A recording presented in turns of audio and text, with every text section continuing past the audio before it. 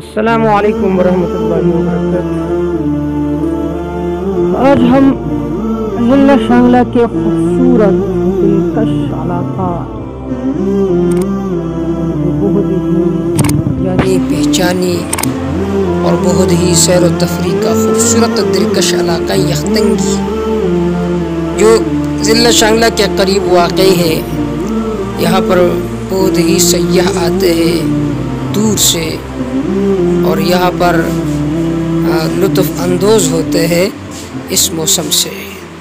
یہاں کی خصوصیت یہ ہے کہ دیکھیے آپ ان مناظر کو، بہت ہی خوبصورت اور دلکش نظر آتے ہیں۔ یہاں کی خصوصیت یہ ہے کہ اس علاقے میں جو ہی آپ داخل ہو جائیں گے تو بارش آئے گی اور موسم بہت زیادہ سرد ہوگا۔ دیکھیے میرا وطن ہنسی ہے، دلکش ہے، دل نشی ہے۔ میرا وطن ہنسی ہے، دلکش ہے، دل نشی ہے۔ دھرتی پہ اور ایسی دھرتی کہیں نہیں ہے، دھرتی کہیں نہیں ہے۔ میرا وطن ہنسی ہے، دلکش ہے، دل نشی ہے۔ میرا وطن ہنسی ہے، دلکش ہے، دل نشی ہے۔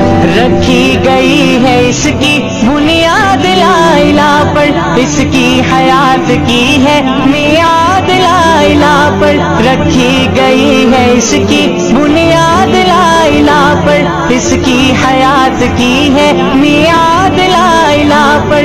اسلام کا قلعہ ہے یہ مرکز یقین ہے، یہ مرکز یقین ہے۔ میرا وطن ہنسی ہے، دلکش ہے، دل نشی ہے۔ میرا وطن ہنسی ہے، دلکش ہے، دل نشی ہے۔ دھرتی پہ اور ایسی دھرتی کہیں نہیں ہے، دھرتی کہیں نہیں ہے۔ میرا وطن ہنسی ہے، دلکش ہے، دل نشی ہے۔ میرا وطن ہنسی ہے، دلکش ہے، دل نشی ہے۔ قائد نے کی قیادت، شاعر نے خواب دیکھا، برپا ہوا تغیر، ایک انقلاب دیکھا۔ قائد نے کی قیادت، شاعر نے خواب دیکھا، برپا ہوا تغیر، ایک انقلاب دیکھا۔ جد و جہد مثالی ایثار آفری ہے، ایثار آفری ہے۔ میرا وطن ہنسی ہے، دلکش ہے، دل نشی ہے۔ میرا وطن ہنسی ہے، دلکش ہے، دل نشی ہے۔ دیکھیے بہت ہی خوبصورت دریا ہے ہمارے ضلع شانگلہ کے علاقے کا۔